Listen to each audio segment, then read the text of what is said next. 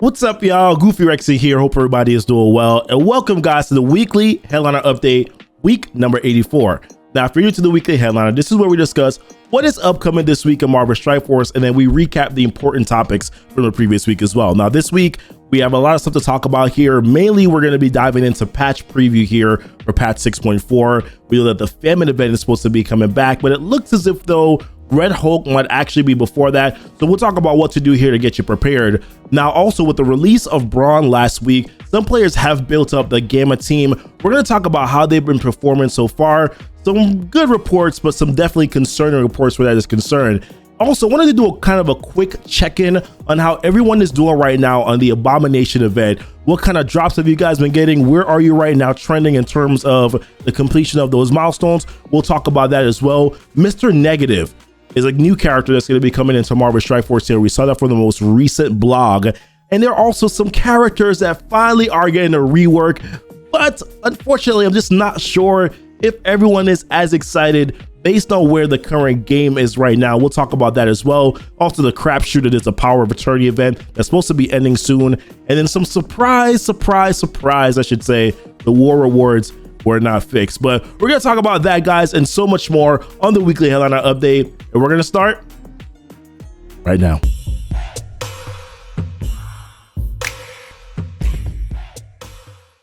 All right, y'all, welcome back. And like I said, I got lots to talk about here on the weekly headliner update. Hopefully we can get through this in a decent amount of time, but there's a lot of stuff to discuss. The first thing I wanted to talk about here, as we can see, this is what we got in the in-game mail last week, right? So I'll mention everything that's what we're supposed to be expecting for this next upcoming patch. So the new Famine chapter of Apocalypse Saga, Red Hulk's Horseman event here, the War Scourge event, 5 new playable characters, CC Season 1 new event campaign, updated Alliance War rewards here, and the return of Avengers Tower. And of course, they said and more, because there's usually some more stuff that they're going to be talking about here. So the first thing, let's dive into the Famine Scourge event. So thoughts on the last Famine Scourge event was actually pretty positive. I think a lot of us thought that it was a lot easier to do than the previous one, right? The Pestilence Scourge event. That was definitely easier. Found out that Young Avengers definitely are the best team. But A-Force recently just got a rework here, and they are a little bit better. So I wanted to talk about that and potentially a viability as to being a better team for Scourge. I don't know exactly. I think I will say that some of the rework, some of the updated that they got in their kits here, I think will bode well. I think mainly when you're looking at Captain Marvel and her ultimate, they've removed where her ultimate now cannot crit. Now her ultimate can actually crit. And when you go down to her, I believe it's her passive ability here, she will make them a little bit more sustainable, I should say, right? Military, and now A-Force allies gain this extra 15% max health, and then also A-Force allies get an additional 10% max health. So now there's 25% max health that they have, so we'll make them more survivable. And I do think that overall that may actually help out A-Force to be a better SAC team, or at least potentially might allow them to survive a little bit more so that they can actually do attacks, because their attacks are pretty okay. It's just a matter of them not being able to survive. That's really the big issue. But they're also getting that extra damage boost here from Captain Marvel as well, right? So military now and A-Force allies, they gain 10% damage. So before it was just military allies. So they're also going to be do a little bit more raw damage as well. So I do think that they'll be a better team. A lot of players are building them up now more to do well in Alliance War. I know that since this boost here, they've actually been doing pretty well against some matches that they didn't do well before. I don't even think that they need Doom as much anymore. I think a lot of players are swapping in Namor and using Namor with A-Force to defeat Young Avengers. So they are a better team, and this rework will make them good. Unfortunately, though, for JJ and Nico, primarily a lot of their boosts just went directly to War Offense, so it's not really going to benefit per se, except for I think there's a little bit of the damage boost from Nico with her, I think what's this right here, her special. There's a little bit more damage boost that you're getting from her here. Her passive, though, I think once again is all War Offense. That's pretty much basically what that's slated towards. So we are expecting them to be a little bit better, but I probably wouldn't expect too much more out of them where that is concerned. I still think that your Young Avengers team is going to be the better team, but it looks as if though Famine Scourge and that saga is probably going to be a little bit delayed here, because we got this right here last week from the D23 Expo, Marvel Expo here. We saw this right at the bottom. Red Hulk arrives on September 13th. So it looks as if though there's a possibility that Red Hulk Scourge event may actually come before Famous Scourge. That's kind of what I gleaned from this message here. Now you could say, no, they're just saying that he's going to be released here, but I do think that this actually means that we're probably going to be getting Red Hulk first before we do get the Famine one. Now, just a quick reminder of the teams that you do need for Red Hulk. For that War Scourge event, if you're going to be doing the higher difficulties, which is difficulty 5 and higher here, you will need to have either your Ravagers or your, I'm forgetting the team, Wave 1 Avengers and Hero Asgardians. I think a lot of players are going to be going and boosting up their Hero Asgardian team. I will say this, now that I know that Red Hulk is probably going to be the first Scourge event prior to Famine, I am definitely, made sure that I've boosted up my Hero Asgardian team, and I'll show you where I have my characters right now, just to kind of give you some frame of reference here. So my Asgardians, I've built them up right now: Mighty Thor, Valkyrie, Mighty Thor, and I've built up, of course, Sif a little bit here, as you can see behind me. Sif is currently at 80 and 14. Heimdall is at 80 and 14. That's probably where I'm going to leave them. I don't really try hard these Scourge events. I kind of just go in and just do the best that I possibly can at like difficulty 8. We may equip a couple Scourges. I'm just shooting for a 5-star unlock for the character. I'm completely okay with that. I know a lot of people want to try hard and get 6 and 7 stars. That's just not my thing. That's not my cup of tea. I just don't want to spend that much time playing a game that's supposed to be fun. I don't find that to be fun, but other people do find that to be fun here. But I think the main characters that you're probably going to want to invest into are going to be Thor, Valkyrie, and then Mighty Thor. That's the reason why I have them boosted up at 85 and 15.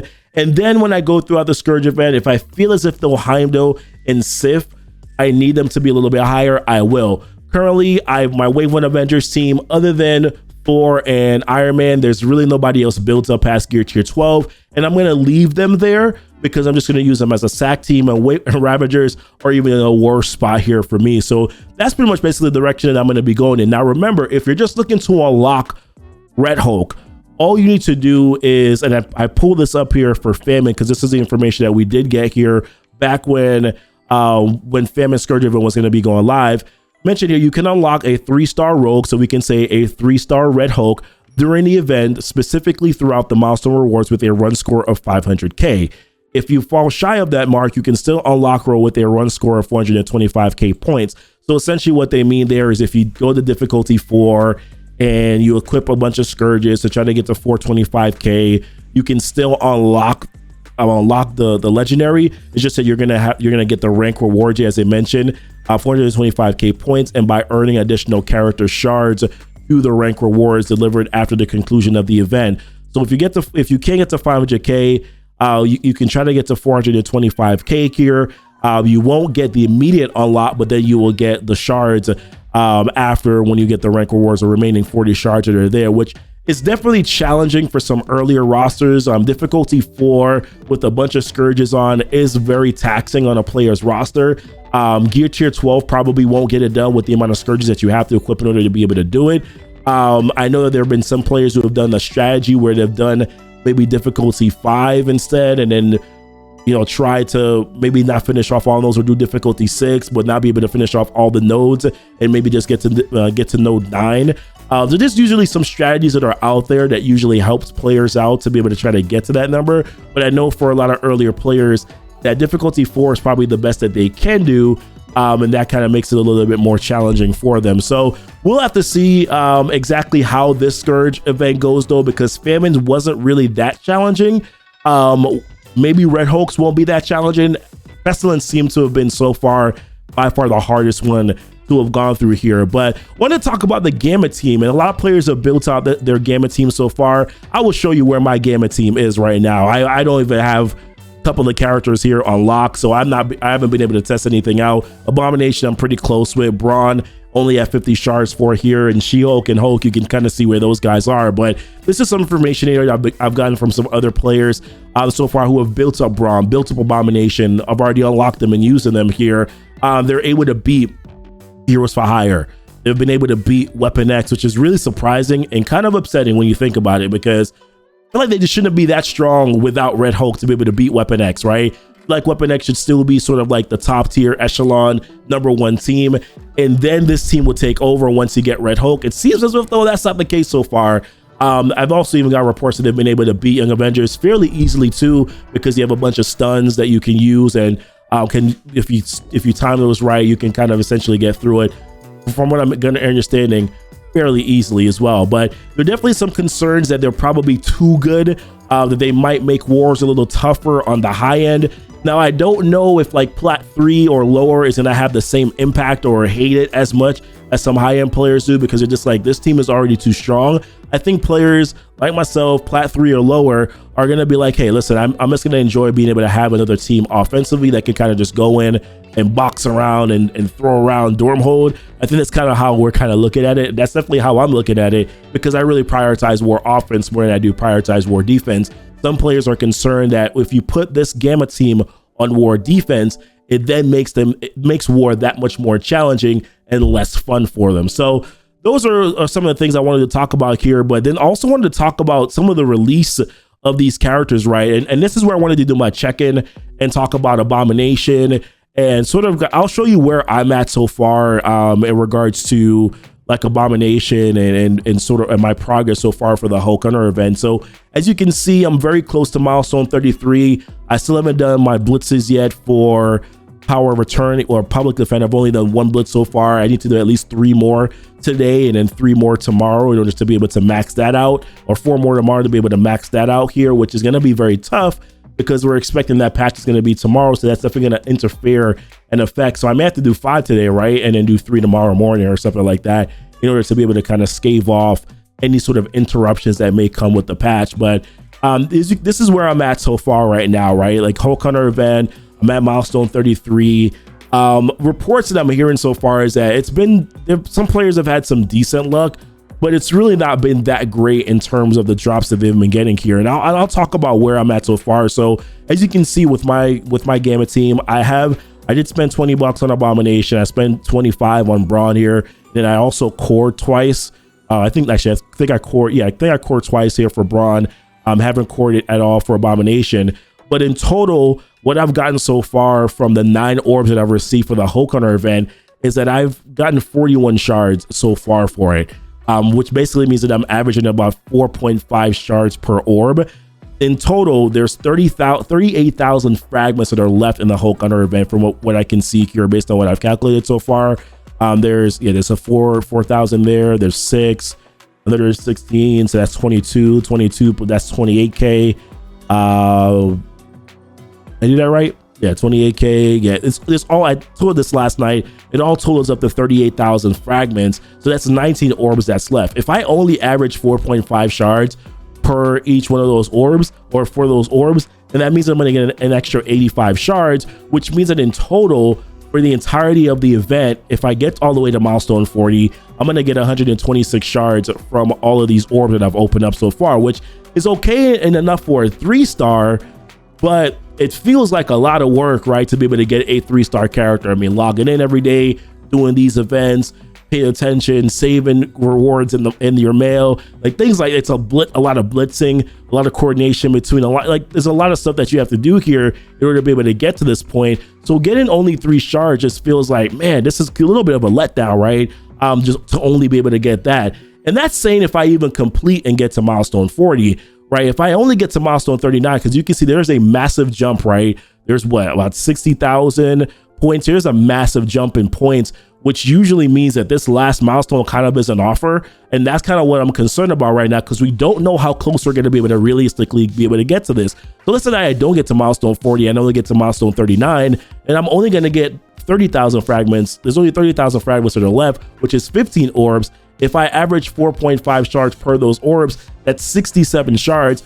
If you add it to the 41 that I've already received so far, it's going to be 108 shards, right? Which means that I'll get a 3-star, but I'll barely get a 3-star. But what about players who may not be able to get to milestone 39? Then what happens then? I don't like this event. It is not good.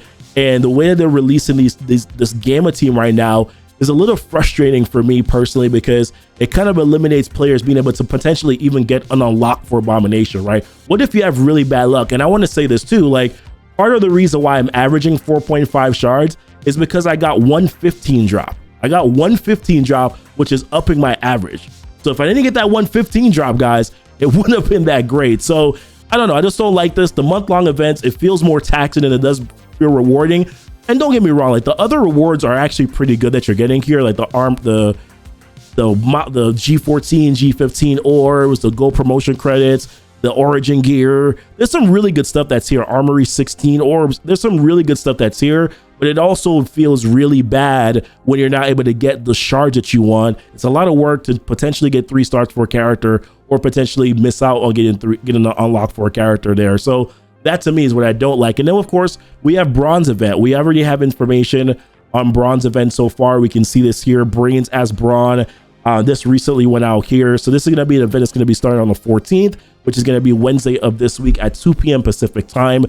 So we know about this totally awesome milestone here. That's where you're going to be able to get Brawn character shards, the mutated cells, and then the Reptoid Fin, which is the one that gives you the boosted points towards the Hulk Hunter event. TL, T2, level 4 ions, which of course everybody needs. I'm going through this really quickly here. What concerns me, and I'm gonna maximize this up a little bit here. What concerns me with this is this portion of it right here, where you have to earn alliance credits. So that means that you have to depend on 23 other members, right, to donate to your alliance to make sure that you're able to earn enough alliance credits. And I did a quick breakdown of what that looks like. You also have to spend campaign energy here too. I did a quick breakdown. Like every day, if you do all of your 50 core refreshes for your campaign energy, you collect all of your free energy that you do get from them, and then of course you collect the one that you get from the web, right, the store. That's going to give you, I think it's 1108 campaign energy that you can spend per day, which is going to, over the duration of this is a 6-day milestone, I believe. But from what, yeah, it's a 6-day milestone. What you're going to get here is, in terms of points, is 33,240 points from the campaign energy alone, which is going to get you up to it's going to get you to milestone 34, because you're going to be a little bit short here on milestone 35, because you need 33,500. You're only going to get 33,240.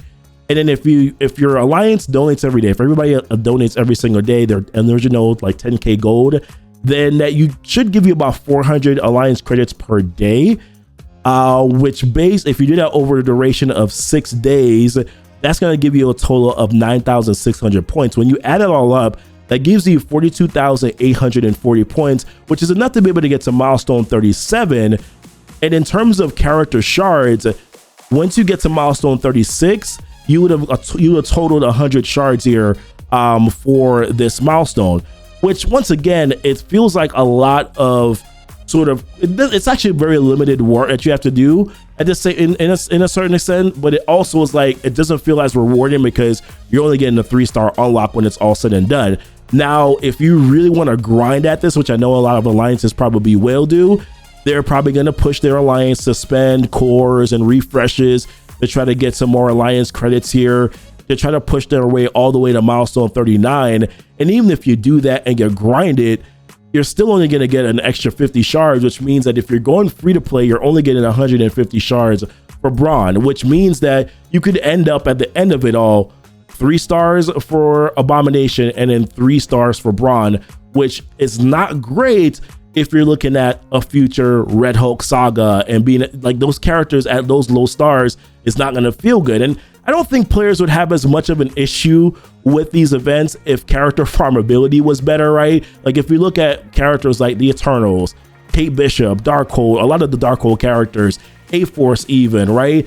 It doesn't feel that great when events like this give you such limited shards, because you know it's going to take another 8 to 9 months before that character then becomes farmable, or sometimes it's even delayed before they even get added to the Ultimus Orb, the Mega Orbs, the Premium Orbs, right? It just doesn't feel that great. And Dorky Dad made a quote not too long ago here, which I thought was really like kind of spot on. And it talks about character events. Like, when are character events going to be for the players and not just be based on offers? Because what it kind of seems like right now is that a lot of these events, Hulk Hunter, this Brawn event, it kind of just feels like it's just an offer, right? Like, in order for you to be able to get the extra 50 shards here, you're gonna have to spend money in order to be able to do it. In order to be able to probably get that last milestone in the Hulk Hunter event, you're probably gonna have to spend money in order to be able to do it. This right here is just not something that I'm really excited about, and I wish that they would consider that when it comes to their modeling, to make sure that these events are more geared towards players, where players can actually finish this free to play. And if you want players to then spend money, then you can give them the opportunity to be able to spend money to complete it. But all events should be completable free to play, in my opinion. And right now, these events are just not looking that way. So I digress from this, guys.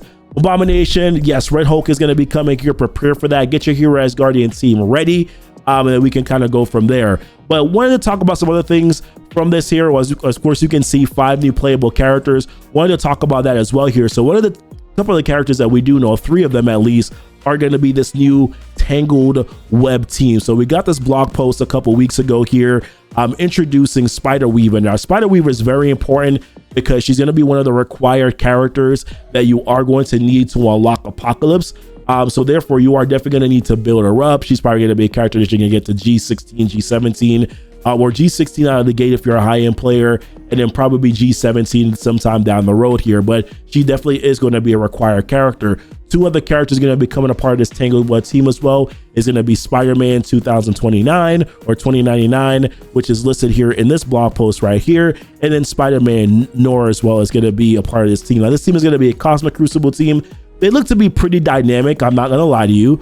They look to be pretty strong here. But once again, it's like, other than Spider Weaver, I don't know if a lot of players can stretch their resources to invest into these other teams right now, knowing that Apocalypse is coming, knowing that we have these Doom raids, Arena. Unless these characters kind of help out in those places, it kind of sometimes you table them a little bit, right? We know a lot of players are building up Unlimited X-Men because they're also a part of the Apocalypse Saga. Yes, they're Cosmic Crucible team, but they're part of the Apocalypse Saga. Spider-Man Noir and 2099 Spider-Man, I can see a lot of players probably just saying, maybe I'll hold off on them until I really have some extra time and extra resources to be able to invest into them as well. We already know about Red Hulk, which we just talked about. And then we got this blog post on Friday here introducing Mr. Negative. So Mr. Negative is going to be the 5th and final character that's going to be added here to this next patch. He's going to be a part of the Underworld team, and the Underworld team is going to be featuring some other characters going to be getting some reworks here, right? So Kingpin, Nobu, Green Goblin, Taskmaster. So 2 characters that we're really excited to get a rework here, Kingpin and Nobu. Man, we've been waiting for some time, boo-boo, to be able to get these characters to get a rework. I know Kingpin is probably on the top of the list here in terms of characters that we definitely want to see and get a rework. So excited to see that these characters are now going to be sort of getting some love here, and going to be relevant on our rosters. I know a lot of people are really excited about Nobu. Green Goblin, I just want him to get a costume where he actually looks like the Green Goblin that I like. Although I do think that there's a reason why he's like that. I think this was more of the Into the Spider-Verse sort of movie. That's the reason why he does look that way. And Taskmaster, okay, I guess. Since the Mercs are not really a usable team anymore, or they have gone by the wayside, I guess, to a certain extent. I guess Taskmaster is here. So the thing about it is, though, this Underworld team, it looks interesting. Mr. Negative kit so far looks, pretty strong with some of those summons that he's putting out there, but it's a war offense team. And when you're looking at the grand scope of this game and what you have to build, it just seems that the Underworld team probably is going to be one of those teams again that kind of gets shelved a little bit. Yes, we're going to unlock them. Yes, we're going to go hard potentially, right, on trying to get shards for these characters. But at the same time, they're probably going to go on the shelvable shelves, just because it's like, okay, well, unless they're needed for a Scourge event, unless they are a part of the legendary unlock for a saga, I don't see us really kind of going in this direction. So I'm not going to tell you to skip them. I'm just going to say maybe not as important to try to go after them. But that's it for the new characters that are going to be coming here in this patch. There's also going to be a couple other things, right? So they mentioned this new season of Cosmic Crucible. So season 1 is going to be starting here, which means that preseason is going to be ending, as they mentioned here. So the Cosmic Crucible preseason will be winding down, setting the stage for the first official season. The final preseason trial ends on September 8th at 12 p.m. and your Cosmic Crucible preseason rewards will arrive on September 12th. So that's going to be today here in your inbox. Be sure to finish the season strong for the best possible rewards. While we're prepared for season 1, there won't be a Cosmic Crucible from September 12th to 14th. So that's just to kind of give you an update, an idea, reminder here that no Crucible from today until Wednesday. And then as they mentioned down here that The season 1 is expected to start on September 15th, which is going to be Thursday. And then the trial itself, the actual battles, will start next week, Monday, here on the 19th. They mentioned stuff about these new league subdivisions. So season 1 will increase in the number of leagues from 6 to 19 by creating subdivisions. So bronze through masters will gain 3 subdivisions each, and a new league called grandmasters. So I guess this kind of gives players more progression throughout Cosmic Crucible, kind of helping them out to tier some rewards a little bit here, because right now, as it stands, I do kind of admit that it was sort of, it's like, okay, it's not parsed out enough in a lot of ways. So actually okay that they're actually doing this. It's all about tribunal ratings and points and things like that. But the real important aspect of this, I think, that a lot of players wanted to look at was now these new stage rules, right? And as you can see here, they talked about these new stage rules. So global rule, Age of X, this is where all hero mutants will gain 50% damage, plus 15% damage reduction, 100% focus, and 500% resistance. So get your unlimited X-Men ready. Maybe X Factor is gonna be crucial. But you know what's probably really gonna be benefit from this team? Most likely that new legendary horseman team with Archangel. That's probably what this is really for here, right? Unturned hero mutants will also clear revive once and immunity from all enemies. So hopefully this is probably gonna make them stronger against teams like Stormhold. Infinity Watch may not be able to be used against any of those mutant teams that you do see there. Defending characters have 20% health and 10% damage. So this is kind of a staple here. They've kind of just kept that. Stage 1 and 2, no special rules except for the global rules. Stage 3, this is where they've added some Spider-Mania is what they're calling it here. So Spider-Verse characters gain safeguard for 2 turns plus 2 deflect. Stage 4, on the end of turn, global heroes gain offense up. So a few global heroes, Gamma team, it's gonna make them really strong, right? That's gonna be very interesting there. Of course, Abomination is a villain, but Brawn is a hero global character. Hulk is a hero global character. Secret Avengers, right, are global characters. So that's gonna make them pretty strong there in that room. Stage 5, biological temperament. Unturned bio characters apply offense down to a random enemy with offense down. So that's once again Gamma. You can think about as bio characters too. There's web warriors there, which can be really, really, really dangerous. And in stage 6, Tale of Legends. So this was really interesting. Legendary characters gain 50% damage. Unspawn legendary characters gain 3 turns of defense up and safeguard. And then unturned legendary characters remove all negative effects from themselves and then gain speed up. This is interesting. I'm not quite sure exactly how this is going to work with Morgan Le Fay. Like, when does her speed up actually gain speed up anyways? It's been interesting to see how that's probably going to turn out there. So yeah, I mean, obviously, like, there's some specific call outs that I'm looking at where I'm like, okay, this is definitely a call out here to this new Spider-Verse team, the Tangled Web team that they're introducing, right? Because I do believe, maybe I'm mistaken, but I do believe some of those characters naturally would probably have the Spider-Verse tag here, right? So if I'm going back to Spider-Man 2099, Spider-Verse tag is there. If you go to Spider-Weaver, most likely the Spider-Verse tag is there too, right? So obviously they're making this call out, right? So you can tell, like, whenever they introduce a new team, they want to make sure that they sort of kind of incentivize you, right, to then build out that team so that they can be good in that particular location. So we obviously can see there that that's kind of what they're doing. That's sort of what they're pushing from that perspective. The mutant one, very interesting because, of course, the limited X-Men. But I'm also thinking about the new, probably potentially, this is rumored though, legendary horseman team with Archangel that's probably going to be coming here, right? So nothing confirmed, but most likely that's probably what's going to be happening. That's the reason why they're making these changes. So very interesting.